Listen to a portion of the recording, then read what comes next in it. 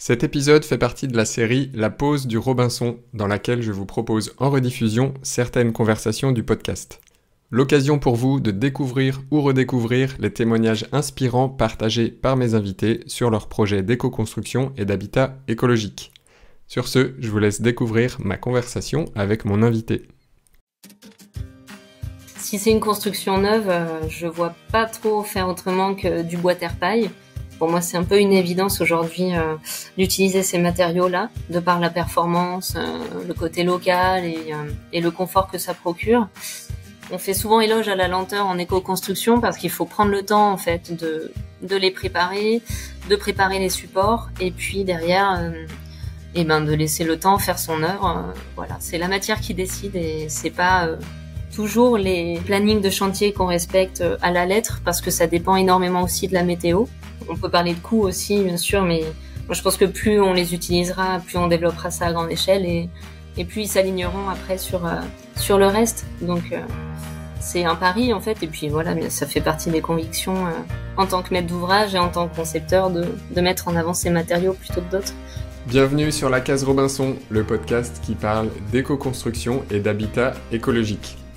Avant de démarrer cet épisode, j'aimerais vous demander de vous abonner. C'est le meilleur moyen pour soutenir le podcast et propager ses contenus au plus grand nombre.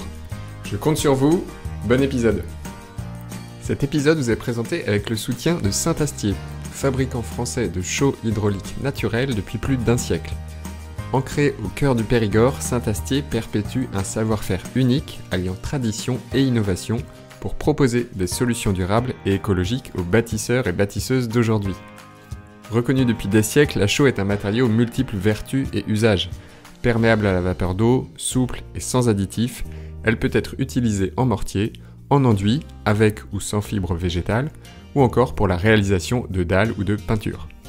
Que ce soit pour la rénovation de bâtiments historiques, la construction de maisons écologiques ou l'amélioration du confort intérieur, la chaux offre une réponse performante et durable pour le bâti. Plusieurs invités du podcast ont d'ailleurs utilisé les chaux de Saint-Astier dans leurs projets. Je vous invite donc à découvrir l'expertise de Saint-Astier et trouver le produit adapté à vos besoins en vous rendant sur le site www.saint-astier.com. Parce que la maison est un abri, un lieu intime, parfois un miroir, aujourd'hui je vous emmène dans la case de Lucille Wenger. Après une formation d'ingénieur en bâtiment et des expériences au service de bureaux d'études et de collectivités, Lucille décide de devenir artisane pour être au contact de la matière et au plus près de la réalisation des projets. Lucille partage dans cet épisode sa passion pour son métier et particulièrement pour les matériaux, paille, bois et terre crue qu'elle utilise au quotidien. Elle nous décrit leurs nombreux avantages, comment elle les met en œuvre, mais aussi les contraintes que cela impose dans la façon d'aborder le chantier. J'ai grandement apprécié l'enthousiasme de Lucille et son dynamisme pour promouvoir l'usage de ces matériaux dans l'habitat. J'espère que cela vous touchera également. Bonne écoute. Salut Lucille, merci d'avoir accepté mon invitation. Salut François-Xavier, merci beaucoup, c'est un plaisir d'échanger. Écoute, c'est partagé, moi aussi je suis très content de te recevoir sur le podcast, sur la Case Robinson. On va parler évidemment d'habitat écologique, mais on va aussi et surtout parler aujourd'hui de matériaux, car toi tu travailles directement la matière sur tes projets, et notamment la terre et la paille. Donc j'ai plein de questions pour toi. Et avant de parler de tout ça, pour démarrer, est-ce que tu pourrais simplement te présenter et nous dire ce que tu fais aujourd'hui? Ouais, donc moi j'ai monté ma boîte d'artisanat depuis quasiment 4 ans aujourd'hui. Je suis spécialisée en construction bois terre paille depuis pas mal d'années. Et donc je propose des missions d'isolation biosourcée, en neuf, en rénovation également, et des enduits naturels à base de chaux, terre et béton ciré. On va détailler justement tous ces matériaux aussi pour les personnes qui nous écoutent, rappeler en quoi ils sont pertinents pour l'habitat et comment tu les mets en œuvre. Est-ce que simplement pour mettre un petit peu de contexte sur ton activité, comment tu es arrivé à faire ce travail d'artisan, quel a été ton parcours jusqu'ici, qu'est-ce qui t'a donné envie de te lancer dans ce projet-là?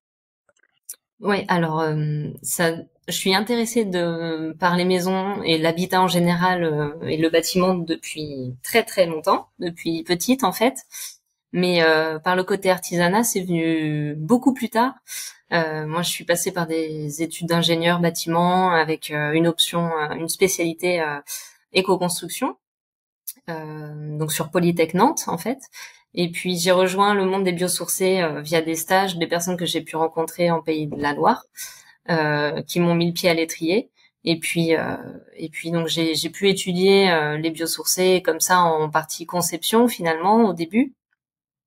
Et puis en fait, le côté concret, matière, après des visites de chantier, quelques petites formations pour découvrir les matériaux, m'ont plu. Et je suis passée par un bureau d'études du coût thermique où je faisais des audits. Donc c'était vraiment en partie conseil et accompagnement. Et puis j'ai travaillé pour des collectivités. Donc je suis en Auvergne, c'est vrai qu'on n'a pas précisé, mais je suis à Clermont-Ferrand. Et donc pendant 2 ans, j'ai essayé de développer des projets d'aménagement pour les collectivités, avec beaucoup de réhabilitation de bâtis anciens notamment, et de bâtiments vacants. Donc j'ai pu découvrir aussi tous les bâtiments vacants qu'on a sur nos territoires, dans les petites collectivités rurales et puis aussi dans les grandes villes. C'est assez impressionnant. Et puis je me suis confrontée au manque de moyens quand même, parce que tant que ça devient pas prioritaire comme sujet, ça passe un peu à la fin des programmes, on va dire la réhabilitation, et surtout la réhabilitation écologique. C'est encore une étape supplémentaire. Et donc toute cette inertie politique, ça m'a un petit peu frustrée. Et en rencontrant après des personnes qui étaient vraiment dans le concret et sur le terrain, ça m'a donné envie de rejoindre l'aventure et de me mettre à mon compte, parce que j'avais beau chercher du travail en tant que salarié dans des entreprises de bâtiments de rénovation écologique, c'était très compliqué de trouver quelqu'un qui veuille bien m'accueillir. Du coup, la seule solution, c'était de me mettre à mon compte et puis d'y aller, quoi. Donc une grosse prise de risque quand même au début. Ouais, j'imagine. En tout cas, bravo, parce que j'en parlais la semaine dernière avec Cédric de Twiza, le fondateur du réseau Twiza, qui est dans l'épisode numéro 8 là, du podcast, et justement on parlait de la grosse carence qu'il y a dans le domaine du bâtiment, mais surtout aussi dans le domaine de l'habitat écologique, la carence en termes d'artisans et de savoir-faire. Donc c'est chouette que tu participes à ça, parce que du coup tu peux aider les personnes dans ta région qui veulent se lancer dans ce type de projet. Donc bravo. J'imagine que c'est pas forcément évident. Ouais. Pour développer du coup sur tes activités, est-ce que tu peux donc tu travailles principalement la terre crue, la paille. Est-ce que simplement en introduction tu peux nous présenter quels sont les avantages de ces matériaux-là pour l'habitat d'une manière générale? Alors les avantages, il y en a plusieurs. Après, ça va aussi dépendre de quel matériau on parle. Si on reste sur les isolants biosourcés, on va dire en général laine végétale et les bottes de paille. Déjà, l'avantage, c'est de travailler avec des filières un peu plus locales, souvent françaises quand même, issues de la production céréalière ou de recyclage du papier, par exemple, pour la ouate de cellulose. Donc, on a quand même des entreprises en France qui sont vraiment sur les territoires à générer une économie locale. Quelque chose dont on parle un peu moins, c'est aussi la mise en œuvre, qui est beaucoup plus agréable que de mettre en œuvre une laine de verre ou bien une laine de roche. Bien qu'on ait de la poussière, on a quand même moins de risques sur les fonctions respiratoires et les irritations. Et puis bien sûr après, quand on les implique dans un bâtiment, ça va être le confort d'été et pas que le confort d'hiver, comme peuvent avoir les fonctions les isolants conventionnels. Voilà, donc après on peut parler de coûts aussi bien sûr, mais moi je pense que plus on les utilisera, plus on développera ça à grande échelle, et plus ils s'aligneront après sur le reste. Donc c'est un pari en fait, et puis voilà, ça fait partie des convictions en tant que maître d'ouvrage et en tant que concepteur de mettre en avant ces matériaux plutôt que d'autres. Tu les cites, il y a des avantages effectivement en termes d'isolation pure, donc d'énergie et d'économie d'énergie, mais aussi des avantages au niveau de la santé des personnes qui manipulent ces produits et des personnes après qui utilisent le bâtiment. Donc c'est un double Ouais. double intérêt.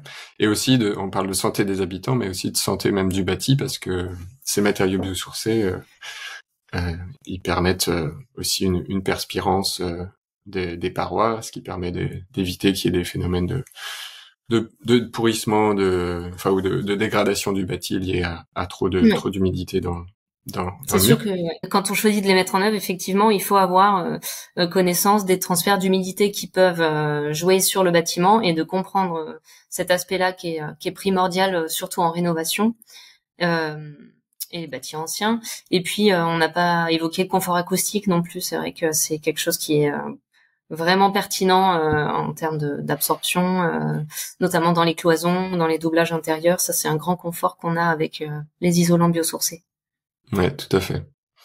Et concernant la terre crue, est-ce que tu peux nous présenter un petit peu ses avantages et dans quel cadre tu l'utilises, pour quelles applications, quel type de mise en œuvre? Ben moi, quand j'ai découvert la Terre, j'étais vraiment, on va dire, axée avec ma formation d'ingénierie, tu vois, sur les performances du bâtiment. Donc la Terre, c'était encore un autre volet qui était plus lié au confort et à l'impact carbone du matériau, à la mise en œuvre. Je me suis aperçue aussi des contraintes parce que c'est un gisement qui est pas forcément présent sur tous les chantiers. Moi, j'ai la chance de travailler avec un matériau qu'on fabrique avec des machines, enfin qu'on prépare, qu'on tamise, qu'on crible en amont, donc j'ai pas de souci d'approvisionnement. Et après, si on est sur l'aspect vraiment bâtiment confort, c'est son côté réversible, la mise en œuvre qui est quand même assez large puisqu'on peut l'utiliser autant en enduit en cloison, donc en revêtement et puis en remplissage. Voilà. Évidemment, la terre crue, elle est très très liée à la paille puisque la paille est support d'enduit, comme le liège. Donc, quand on s'intéresse à la construction paille, on est obligé aussi de s'intéresser à la terre. Et en lien aussi avec la chaux, voilà, c'est un matériau qui est très intéressant sur le côté perspirance et acoustique aussi. Et tu évoquais un petit peu les contraintes de la terre crue. Tu as cité le fait qu'il y avait possiblement des contraintes d'approvisionnement. Donc ça veut dire que toi, sur tes chantiers, tu utilises pas forcément la terre du site. Tu fais venir de la terre d'un site annexe, j'imagine pas très loin. Mais c'est quoi les principales contraintes pour une personne qui voudrait, par exemple, faire des enduits terre dans la rénovation de sa maison? Qu'est-ce qu'il doit avoir en tête comme contrainte principale pour se dire ok, c'est faisable, ou ça va vraiment être compliqué par rapport à mon contexte? Peut-être que tu peux parler de typologie de terre, de la mise en œuvre, des délais ou des temps de séchage, des choses comme ça qu'il faut avoir en tête dans ce genre de projet, si on prend l'exemple d'un enduit terre ou d'une cloison terre en intérieur, quoi. Oui, déjà la première question, quand on veut utiliser la terre crue dans son projet, est-ce qu'on peut utiliser la terre qu'on a localement sur son terrain ou à proximité si jamais il y a des acteurs qui peuvent nous livrer de la terre locale. Donc ça veut dire de la caractériser en amont, donc faire des tests. Ça peut être des tests assez poussés avec des outils qui vont nous permettre de vraiment la caractériser en profondeur. Ou déjà, quand on a un ressenti au toucher, un maçon qui connaît bien ce matériau peut venir et puis nous aiguiller sur les techniques qu'on va pouvoir utiliser avec cette terre-là. Si c'est bon, très bien, on peut développer une petite logistique de chantier sur place pour la préparer et la mettre en œuvre. Il y a des techniques liées à la terre qui vont nécessiter du séchage en amont avant d'appliquer, par exemple, des briques qui vont devoir sécher en amont avant de la mettre en œuvre. Et si malheureusement on peut pas utiliser la terre de site, là il faut trouver un revendeur, un fabricant qui puisse nous approvisionner dans ce matériau-là. Donc ça va être un peu plus cher, mais finalement on va gagner aussi un temps quand même souvent important, puisque le matériau il est directement prêt à l'emploi. C'est pas non plus des prix très conséquents, puisque ça reste un matériau brut. Et voilà, en termes de quantité, les enduits, par exemple, ne nécessitent pas non plus des mètres cubes et des mètres cubes de matière. Donc, ça peut aller assez vite quand même. Et bien sûr, après, c'est les contraintes de séchage où on a des chantiers. On fait souvent éloge à la lenteur en éco-construction parce qu'il faut prendre le temps en fait de les préparer, de préparer les supports et puis derrière et ben de laisser le temps faire son œuvre. Voilà, c'est la matière qui décide et c'est pas toujours les plannings de chantier qu'on respecte à la lettre parce que ça dépend énormément aussi de la météo. Et voilà, nous quand on prépare la terre et qu'on la tamise, tout dépend de son état d'humidité. Donc si elle est trop humide, en fait, on peut pas du tout la travailler et on est obligé de dire à nos clients, va falloir attendre parce que là, la saison, ça va pas le faire, quoi. Bah donc j'imagine que en période hivernale, c'est pas l'idéal pour se lancer dans ce type d'application. Il faut être un peu plus patient. Mais si la terre est prête, ou alors si on a carrément acheté de l'argile, de la terre prête à l'emploi, une fois appliqué, l'enduit sur un mur pour faire soit un revêtement intérieur, soit une cloison, c'est quel délai à peu près il faut avoir en tête pour ce type d'application? Nous, quand on parle d'enduit ou de terre allégée ou technique torchis, on est à peu près sur 1 centimètre par semaine séchage. Donc ça donne vite une idée des délais derrière quand la saison elle s'y prête. Voilà. D'accord, ok. 1 centimètre par séchage, d'accord. Donc sur un enduit de finition, on est à, je suppose, moins d'un centimètre parfois pour les enduits de finition. Après, pour des enduits plus grossiers sur des murs, on va être à plusieurs centimètres. Donc ça peut être plusieurs semaines, voire 1 à 2 mois quoi, de séchage. Donc c'est sûr que c'est important de l'avoir en tête par rapport à une finition type peinture qui, elle, a besoin de quelques jours pour sécher entre 2 couches, etc. C'est des étapes différentes, mais c'est aussi pas du tout le même confort in fine parce que la terre elle apporte beaucoup d'inertie, elle apporte une correction thermique, de la perspirance pour la paroi. Enfin, c'est vraiment un autre matériau. Et en termes de coûts alors il y a plein de choses à prendre en compte, mais est-ce que tu as des coûts que tu pourrais partager pour des typologies de mise en œuvre pour que les gens aient un peu une idée de ce que ça peut représenter? Oui, en termes de coûts, on est bien plus cher. Enfin, en tout cas, en ce qui me concerne, qu'une peinture conventionnelle sur placo avec la sous-couche, les 2 couches de peinture, c'est un autre travail. Hein. On fait pas du tout le même nombre de mètres carrés par jour qu'en peinture. Il y a souvent pas mal de temps de préparation des supports quand même, parce qu'après on prend sa responsabilité là-dessus. Donc c'est important d'être vraiment en confiance sur l'état des supports, les jonctions entre différents matériaux. Après, ouais, si je te donne un prix au mètre carré, on est entre 70 et 120 à peu près euros du mètre carré sur les enduits. Et ça va dépendre du nombre de couches et ouais, et de la caractéristique du bâtiment, ouais. Ok, merci. Donc c'est plus cher que la peinture, mais c'est pas non plus extravagant. Sur les peintures, on est vite à 40 euros du mètre carré en finition pour préparation de mur plus fourniture plus peinture. Ouais. Donc c'est à peu près ça peut être le double du prix, mais c'est aussi pas du tout les mêmes fonctions. C'est comme toujours, c'est pas les mêmes services rendus quoi. Donc ça se se compare pas directement. Et ça c'est important de le signaler parce que Ouais, quand on parle par exemple de correction thermique, on a généralement un gobti pour préparer le support, faire la couche d'accroche, et puis ensuite on a des passes, mais ça c'est toujours pareil, ça dépend si on est en projection manuelle vraiment à la main, ou si on choisit d'investir dans de la mécanisation qui va nous permettre de faire plus de surface, mais on a aussi le coût d'investissement à rentabiliser. Donc en fait c'est toujours un équilibre, une balance. Ça dépend aussi des compétences de l'équipe qui réalise.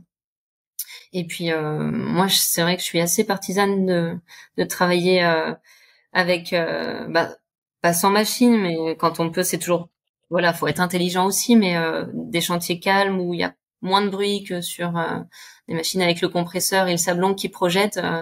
C'est pas du tout la même ambiance. Ça dépend si on accompagne le client et si en fait on monte une petite équipe qui réalise et en même temps on échange, on parle de plein de choses. Enfin, Voilà, il y a d'autres dimensions à prendre en compte.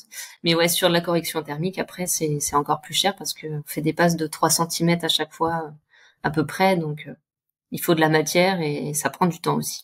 Et pour illustrer, est-ce que tu aurais un chantier un peu coup de cœur que tu pourrais nous partager sur une Et ben, réalisation que tu as faite qui te plaît particulièrement? ouais, j'ai un chantier numéro un dans mes coups de cœur. C'est une maison bois paille que euh, j'ai réalisé le lot isolation en paille, donc la mise en œuvre des bottes avec une équipe que j'ai montée ici à Clermont en local, des collègues avec qui j'ai l'habitude de travailler. Donc on a réalisé toute l'isolation qui était en Mhm. plus pas ordinaire parce que on était en technique semi-porteuse en fait, donc avec un architecte qui a voulu pousser une technique qui n'était pas forcément connue du grand public et même des artisans. Donc ça c'était en partie artisan et puis ensuite moi j'ai accompagné avec un collègue, on était deux à encadrer un chantier participatif pour la partie torchis qui a suivi l'isolation. On a fait un torchis devant la paille sur une ossature avec des lithos, voilà, un peu traditionnel. Et donc là, on était 2 semaines avec une douzaine de personnes qui étaient la famille et les amis du client, voilà, tout le monde hébergé sur place. C'était une belle aventure et en plus toutes les générations se mêlaient. Donc il y avait des jeunes c'était l'été, donc vacances d'été. Voilà, c'était chouette aussi de les occuper comme ça et qu'ils découvrent une matière qui était absolument mystérieuse pour eux. Et puis des retraités, des gens en vacances. Voilà. Et là, en décembre, en fait, on a fait les enduits suite au torchis, tu vois. Donc on a laissé 2 mois de séchage entre les deux étapes. C'était long. Après, il fallait attendre aussi que les autres artisans fassent les cloisons, l'électricité, la plomberie, toutes ces choses-là. Et du coup, on est sur la phase Mhm. de finalisation sur cette maison. Et c'était une super aventure, ouais. Excellent. Et pour préciser, la terre et la paille, notamment, parce on parle souvent d'autoconstructeurs ou de construction neuve pour ce type enfin pour l'isolation paille. Là, le projet dont tu parles, c'est Ouais. sans doute une construction neuve avec une, une structure paille semi-porteuse, mais c'est aussi des matériaux qu'on peut tout à fait utiliser en rénovation et même en appartement si on veut faire simplement un enduit de finition ou un correcteur thermique. Oui, ouais. Bah là en plus, on a fait une conférence sur l'isolation en paille à Ambert mardi soir, donc c'est tout frais. On a évoqué aussi toutes ces choses-là en rénovation, où en fait on peut choisir d'être en doublage terre allégée par exemple, mais on va avoir des performances moindres puisque l'isolation sèche c'est la plus performante. Mais c'est très très rare qu'on mette des grosses bottes, enfin des petites bottes mais de 36 d'épaisseur en isolation intérieure. C'est possible un peu plus en isolation extérieure avec Mhm. une ossature qui est fixée au mur existant. Et puis après, on a aussi des entreprises qui développent l'isolation paille en paille hachée, voilà, sur le Limousin. Et puis les bottes en 22, voilà, avec des épaisseurs un peu plus faibles. Où moi, c'est hyper pertinent, quoi, d'isoler en paille de cette façon-là. On n'est pas obligé, voilà, de partir sur de la botte entière, qui est tout de suite contraignante et qui grignote beaucoup d'espace. Est-ce que tu peux préciser ce que c'est que la paille hachée et comment on peut l'utiliser? Ouais, alors je suis pas une spécialiste parce qu'ils proposent une petite formation là-dessus que j'ai pas encore faite. Mais ils ont développé avec des avis techniques. Hein, ça fait des années que Yellow travaille sur ce sujet.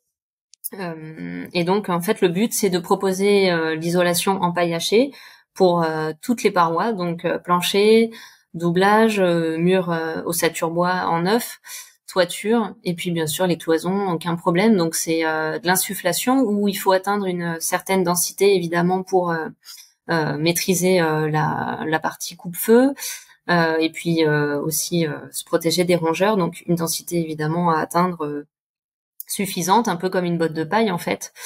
Euh, mais c'est un procédé qui s'adresse à énormément de bâtiments en neuf ou en rénovation. Le Mhm. potentiel il est énorme et donc c'est de l'insufflation avec des machines. Je pense qu'elles sont pas identiques à celles qui insufflent la ouate de cellulose, mais c'est le même principe globalement. Ouais, c'est hyper intéressant, c'est vrai. Donc oui, c'est de la paille en vrac, en petits morceaux qu'on peut insuffler dans des caissons ou dans des structures qui permettent de récupérer cette matière en vrac et de faire un doublage isolant ou des choses comme ça. Et c'est vrai que c'est un procédé qui est intéressant pour agrandir un petit peu le spectre d'utilisation de la paille de manière plus large, notamment parce que ça se rapproche de techniques un peu plus conventionnelles comme le soufflage de bois de cellulose où il y a plus d'artisans qui sont formés à ça et qui savent un petit peu de quoi il s'agit. Et du coup, ça pourrait permettre de diffuser un peu plus largement l'utilisation de la paille comme isolant. Ouais, excuse-moi. En fait, c'est vrai que moi, Vas-y. j'ai rencontré des artisans qui souhaitaient plus mettre en œuvre la ouate de cellulose parce qu'elle génère trop de poussière. Donc, sur un chantier paille, c'est, je pense, encore pire au niveau des poussières parce qu'on a la silice qui est vraiment très mauvaise pour les bronches et les poumons. Et c'est intéressant, il faut réfléchir à des techniques où les poussières sont limitées. Et si, on le retrouve notamment dans la préfabrication, par exemple, où on a beaucoup moins de poussière que de mettre en œuvre les bottes sur site, où souvent c'est quand même en chantier participatif et les bénévoles n'ont pas forcément les masques adéquats, même s'il faut rabâcher ça parce que c'est primordial. Mais, mais voilà, pour vraiment diffuser la mise en œuvre de la paille, les artisans qui s'y connaissent pas encore aujourd'hui sont pas prêts à faire autant d'efforts que les pailleux hyper passionnés comme on peut l'être. Donc réduire les poussières. Ok, merci. Je voulais revenir sur la terre crue aussi parce que tu participes, tu es actif dans une association qui valorise l'utilisation de la terre crue et qui fabrique, je crois, des briques de terre crue pour être utilisées par possiblement d'autres artisans. Est-ce que tu pourrais nous présenter un peu ce projet? Donc notre collectif en fait, il s'appelle Terre de Combron. On est à la base, on a monté cette association à partir d'un gisement de terre d'excavation pour les travaux d'une zone d'activité au nord de Clermont-Ferrand. Et donc c'est un collectif d'artisans, architectes qui a voulu fédérer en fait une filière terre en Auvergne et puis Dôme. Et puis valoriser ce matériau dans la construction et la rénovation, montrer que c'est possible. Donc c'est un volume assez gigantesque de terre argileuse destinée à différentes techniques, donc type briques, enduit, dalles, remplissage évidemment, terre allégée, torchis. Et ça fait quelques années qu'on propose des formations, des ateliers à différents publics, que ce soit concepteurs, architectes, et puis autoconstructeurs, autorénovateurs, et forcément des maçons, et pourquoi pas des charpentiers, voilà, des artisans qui ont envie de découvrir ce matériau. Une fois qu'ils l'ont découvert, souvent ils se rendent compte des gros avantages de mise en œuvre et ils sont assez bluffés. Donc on a réussi à décrocher des subventions pour acheter des machines qui nous permettent de cribler la terre qui est en local à Combron, donc cribleur, tamis, malaxeur aussi, et des presses à briques, voilà, puisque on propose des BTC. Donc aujourd'hui, ça tourne en bénévolat uniquement. Voilà, on réfléchit à passer à l'étape supérieure, mais il faut. Je pense que on a un rôle à jouer parce que les demandes, on s'attendait pas à ce qu'elles soient si nombreuses. On a un partenaire en local qui peut aussi nous amener pas mal de chantiers. Et puis les gens ont vraiment besoin d'accompagnement sur ce matériau. Il y a tout à faire, il y a former, sensibiliser. Donc c'est très intéressant comme projet. Ouais, ben, je mettrai aussi les liens dans les notes de l'épisode pour les personnes qui sont notamment dans la région Auvergne, s'ils veulent se rapprocher de toi pour en savoir plus sur la terre crue, pour venir utiliser des briques de terre crue pour leur projet, ils peuvent te contacter. Ouais, merci. Super. On va aborder la troisième partie du podcast dans laquelle j'aime bien qu'on parle de choses plus personnelles. Est-ce que il y a des lieux, toi, qui t'inspirent particulièrement, alors peut-être en lien avec l'éco-construction, mais voilà, des lieux qui te ressourcent ou qui te donnent envie d'aller explorer encore ces sujets. Ouais, il y a des lieux qui m'inspirent. Après, souvent les lieux qui m'inspirent, en fait, c'est pas forcément des lieux qui sont très loin ou qui sont un peu extraordinaires, mais rien que des lieux où on se sent bien, où il y a une relation avec l'extérieur, le dehors, où la lumière forcément est présente aussi. Euh, mais une maison qui grouille de vie, où il y a des enfants qui qui se baladent et où il y a de la couleur et en fait, où la maison naturellement en fait est accueillante et chaleureuse. Ça typiquement c'est des lieux que j'adore et depuis toute petite, c'est vrai que quand on est enfant, on va souvent dans les maisons de ses copains et on découvre des atmosphères complètement différentes.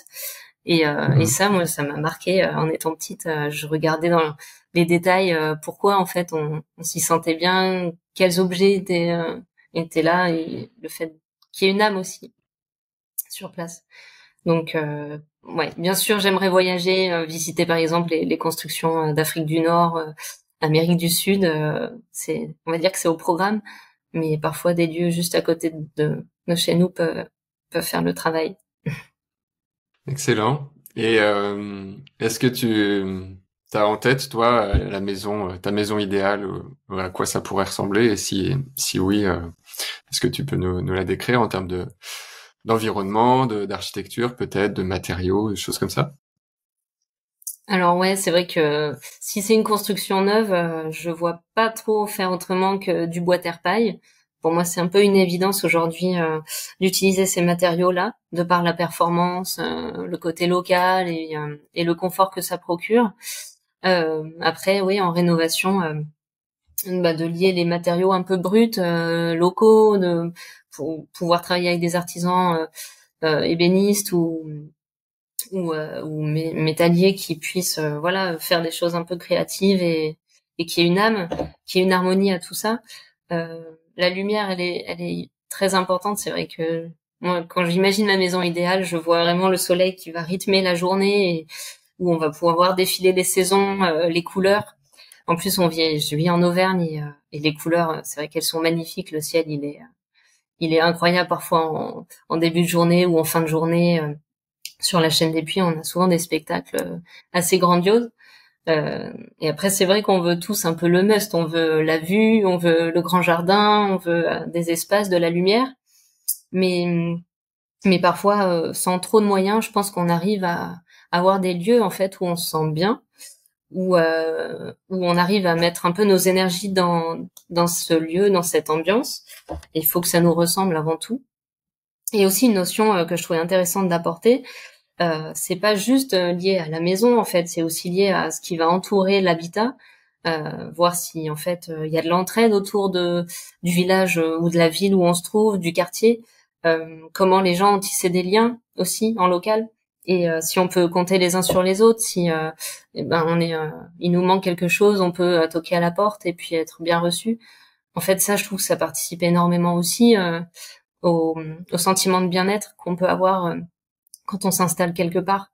Donc c'est vrai que la vie en collectif, je pense que ça m'attire, tout en gardant quand même une intimité, parce qu'il y a des personnes qui veulent vraiment vivre en collectif et qui n'ont aucun souci à être sans arrêt avec d'autres personnes. Mais moi au quotidien, c'est vrai que mon intimité c'est hyper important et des moments de calme, de répit dans un cocon, voilà, il faut avoir pour moi les deux parties quoi. Trop bien, merci. Je vais passer aux dernières questions du podcast. Euh, Est-ce qu'il y a des ressources, des livres que tu voudrais partager aux personnes qui nous écoutent pour peut-être approfondir les sujets que tu as évoqués aujourd'hui? Oui, alors vu qu'on est en visio, je te les montre. On verra si c'est bon, mais ces deux livres-là, ils m'ont beaucoup parlé. C'est le premier de Salim Hanaji, qui est une architecte d'Afrique du Nord qui œuvre énormément pour se réapproprier le patrimoine local qui est en dégradation, notamment les greniers marocains et tout le patrimoine en terre crue.